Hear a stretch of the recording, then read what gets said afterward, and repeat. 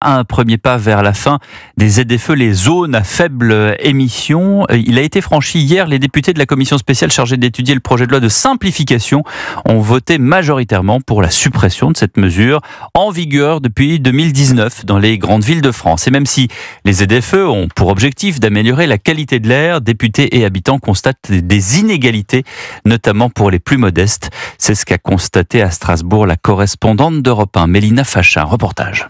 Si certains, comme Quentin qui roule en voiture électrique, regrettent ce vote des députés, c'est important de réduire les émissions et je pense que c'est dommage de reculer sur tous les sujets écologiques tout le temps. De nombreux automobilistes comme Richard se réjouissent de ce premier pas vers la fin des ZFE, même si leur suppression doit encore être votée au Parlement. J'espère, oui, je le souhaite, qu'ils vont aller au bout, parce que j'estime qu'il faut laisser le choix de rouler en électrique ou en diesel ou en essence ou en hybride, enfin voilà. Moi, par exemple, je suis artisan, j'ai un fourgon, je suis en critère 2 maintenant, mais peut-être que d'ici 2 ou 3 ans, je pourrais plus venir en ville, quoi.